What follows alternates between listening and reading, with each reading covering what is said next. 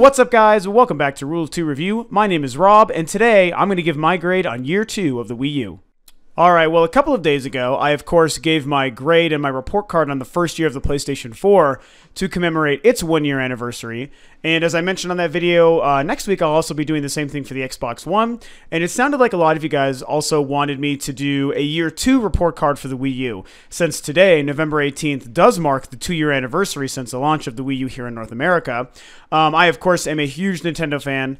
I do love this entire generation. I own all 3 consoles, but I get really excited to talk about Nintendo because they are my favorite company, and the Wii U is my favorite console. So year 2 of the Wii U is very interesting, and what I'm going to be doing is, at first I thought I was going to kind of grade the entire 2 years, basically from launch until today, but I realized that's kind of silly, especially because year 2 was so much stronger and so different than the initial first launch year of the Wii U, that what really makes sense is for me to do a report card solely for the second year of the Wii U. So, of course, there's always a lot to talk about when it comes to Nintendo, and even specifically the Wii U and this 8th generation console for the company. A lot going on with the system and Nintendo since the launch of the Wii U in this entire time. So when I look at year 2 of the Wii U, for the most part, I mean, it's a great year. There's no doubt that it's been a very, very strong year by comparison for the Wii U. It's not without its couple of struggles and problems, which of course I'll talk about. But in spoiling, the purpose of this entire video, it's been a great year for the Wii U, and I'm really happy to see all these good things happening for Nintendo. I guess the first thing that you want to think of when it comes to the comparison to the first and the second year of the Wii U is that there are quite a bit more games to play on the system now.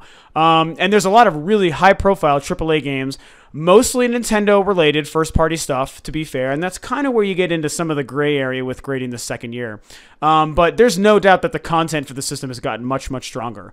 To be fair, around the time of the 1-year anniversary was when we were starting to get games like Pikmin 3, The Wonderful 101, Super Mario 3D World, some amazing and very memorable games that all still hold up as some of the very best this generation has offered so far. So that's really great, but when you look at year 2, it's a whole different beast, because there was a couple of really strong releases early in the year, and here we are, for the holiday of 2014, and again, right up to today, November 18th, the 2-year anniversary, and there's even more great content to play.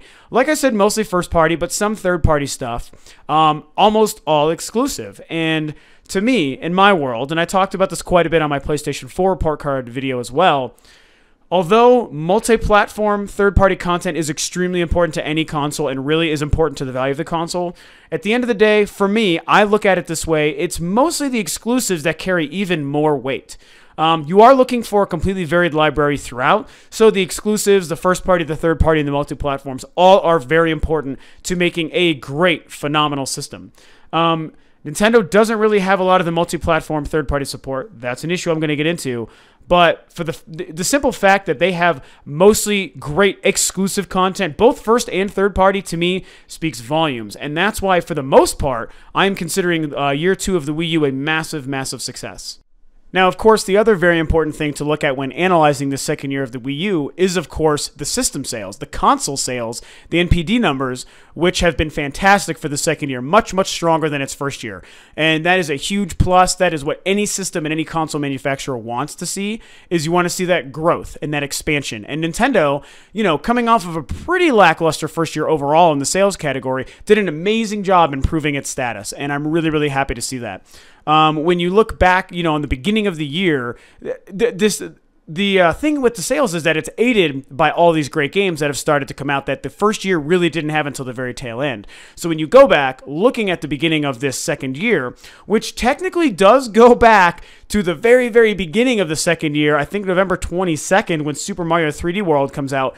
Granted, that's like right at the anniversary point of the first year, so it's kind of a gray area. But technically, it was after the first day of the second year. Super Mario 3D World comes out in November. That is a huge boon. That was a system seller, one of the best reviewed games in a very, very, very long time. Then you look at February when Donkey Kong Country Tropical Freeze comes out. Not so much a system seller, but the game itself sold pretty well, and it did still aid in supporting the system with all these great exclusive content. It was just another great game to add to the library, again, that you could only get on the system.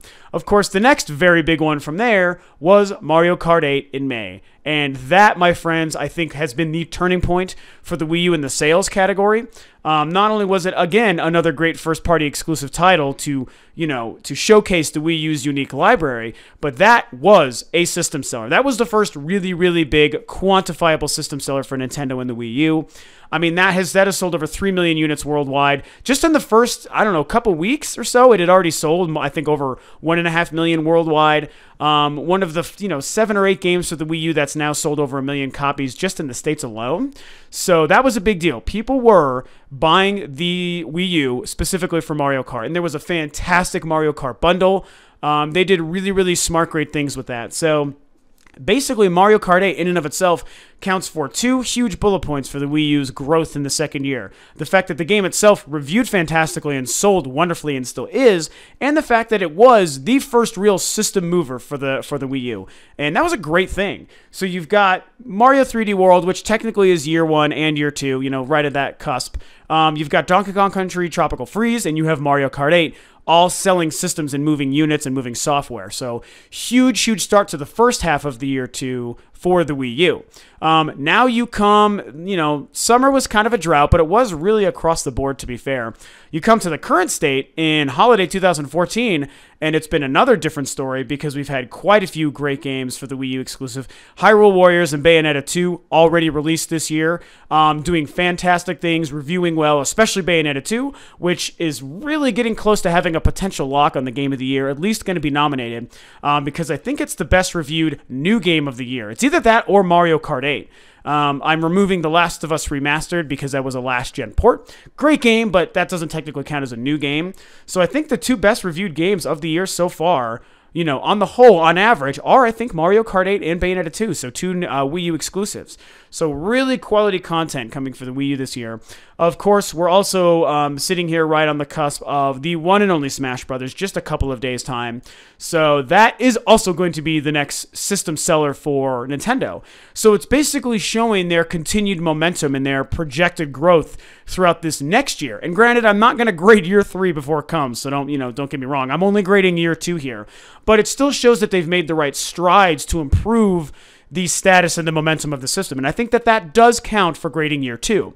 In the same respect that when I graded year 1 for the PlayStation 4, I was like, I know this system will be doing great things in another year or 2, but for the first year, because it wasn't so strong, and their momentum really hasn't changed either, that's kind of why I had to hold some of my final grade back a little bit for the PS4. Nintendo is quite the opposite. I mean, they have done nothing but show that they have a great system with unique capabilities, a unique and fantastic controller with a lot of benefits to it, and there's a lot of content coming this year in 2014 and setting up for the next year. Also leading me back to, of course, E3 2014. How can I not talk about that?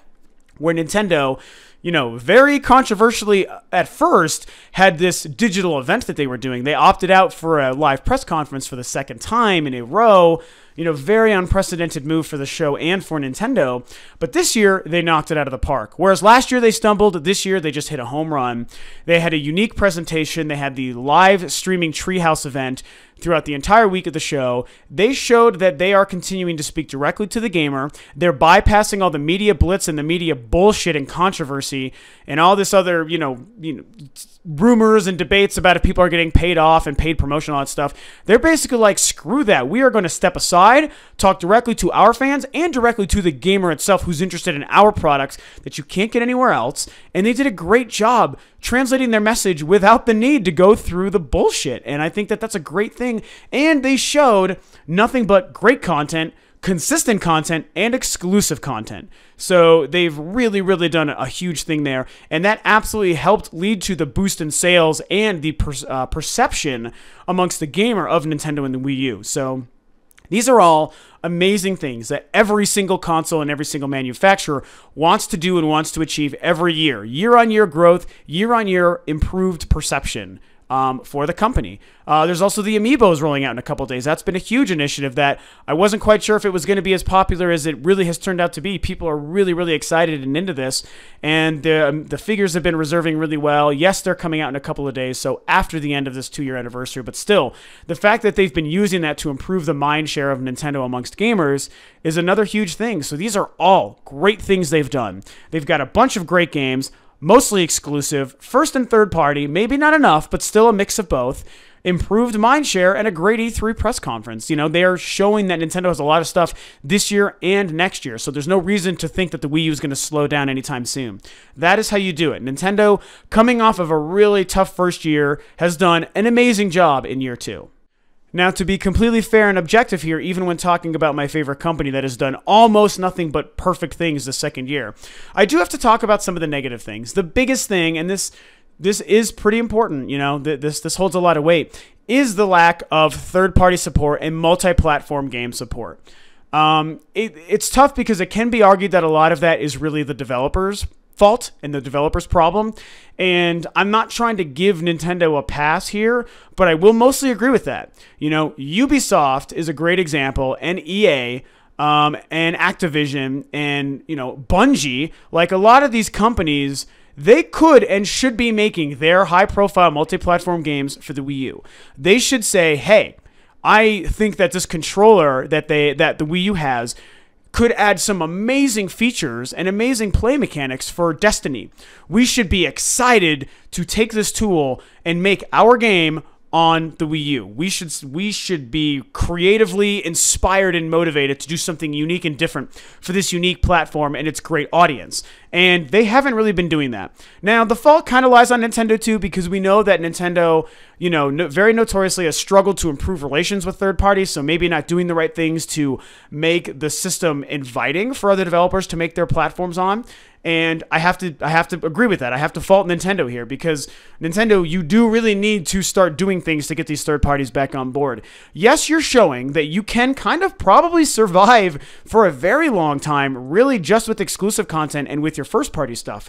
And that's great, because I do think those things, as I've said many times, are more important. Excuse me, guys. I think those things are more important than the third party stuff, but that doesn't mean that the third party and multi-platform games aren't important. I mean, if you look at having games like, you know, Bayonetta and Mario Kart and Super Smash Bros., which are all amazing system-selling games on your console, but you could also get Call of Duty Advanced Warfare and Destiny and Watch Dogs, at least on time, even though it did, of course, release today. You know, and all these big games, you know, Assassin's Creed, these games that people want to play also on the Wii U, it will be the best system. It will be the best-selling system. It will be an unstoppable force. That is the benefit that you, Nintendo, have that you haven't been doing the right things to take advantage of. So that is a huge, huge area where Nintendo needs to improve, and they didn't improve that in year 2. So that's really disappointing and unfortunate. Again, yes, the developers take a huge part of this blame. I'm going to call it 50-50. 50% Nintendo, 50% the industry and the developers. Because while Nintendo hasn't done the right things to maybe court them, such as, I don't know, paying them money or whatever it is however those things happen, you know, again, these companies should also say, man, we just want to make a great game and a great product, and we have all these ideas, and we want to use them in unique and creative ways. Nintendo's console is the only console that allows us to do that. Yes, you might have to fine-tune the game because the architecture for the Wii U is very different than the Wii U and PlayStation 4's, but so what, man? Your game developers, put the work in, put the time and the blood and the sweat and the effort in to make these games good on every platform available. Spread your message, spread your ideas. These are important, great things. And you guys haven't been doing that, and you're really disappointing me, you know? I do enjoy the fact that I can still play the great multi-platform games on my PS4 or Xbox One, and I'm all about that, but I would love to be able to also play them on my Wii U because I want to use my gamepad on these games. So, you know, third parties fucking up because they're not, you know, working with Nintendo. Nintendo also fucking up because they're not doing the right things to entice them to work on their platform. So there's a very weird, strange, awkward relationship going on there. It's really unfortunate. I was hoping that that would improve with year 2 from Nintendo, and it really hasn't. So that's a huge negative slant towards this second year.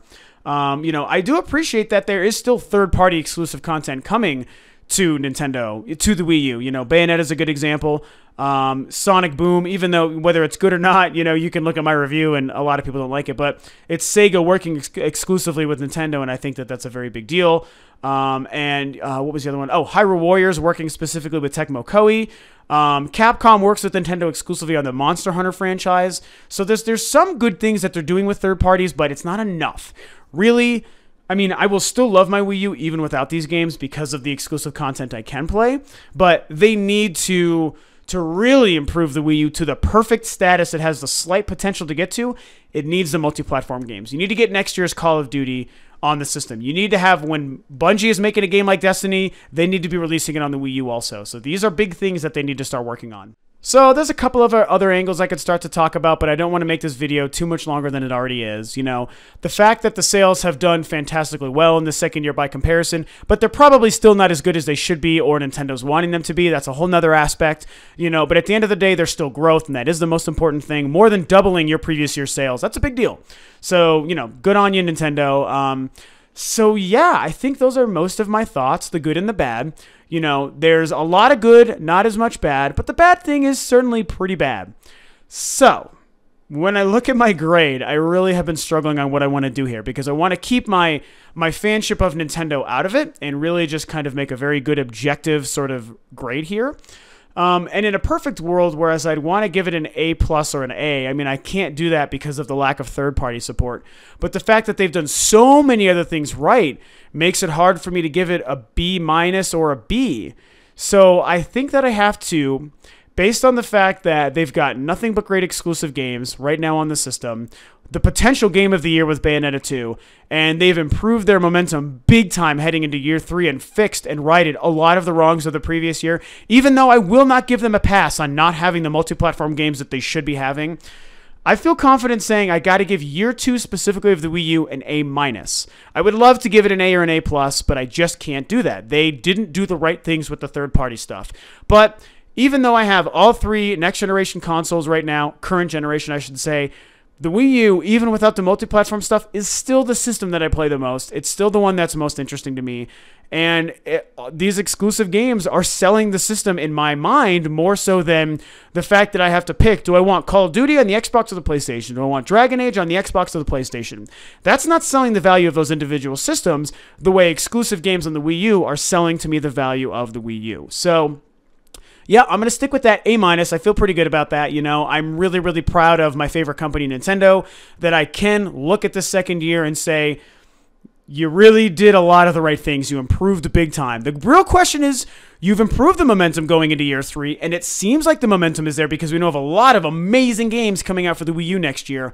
But will you do other things right? Will you have another great E3 press conference? Will you show that the amiibos really do matter? Will you keep a lot of the 2015 games in 2015 as promised? Will you show that you have other stuff down the road later? Will you ever give us another fucking Metroid game? I mean, these are the questions that I and a lot of gamers want to know. So, you know, year 1 was rough. Year 2 was great. A-, that's a great year. That's a great score. I'm proud to be able to give my favorite company a grade like that for this year too, because last year I wasn't quite sure how things were going to be turning out. So, you know, congrats, kudos to Nintendo's. Those are my thoughts. That's my grade. I'm sure it'll be controversial to a lot of people because Nintendo always is. What is it you guys think? Do you think my grade is accurate or not? What would you give it? How do you feel about year 2 of the Wii U, especially compared to its first year and compared to the competition? Lots to talk about, a lot of fun things. Thanks for tuning in. Of course, please feel free to subscribe to Rule of 2 Review, like and share the video, share your comments and your thoughts below. Follow the links below to the Facebook page and the Twitter, both of which I run. And thanks for tuning in. I will catch you guys on the next video.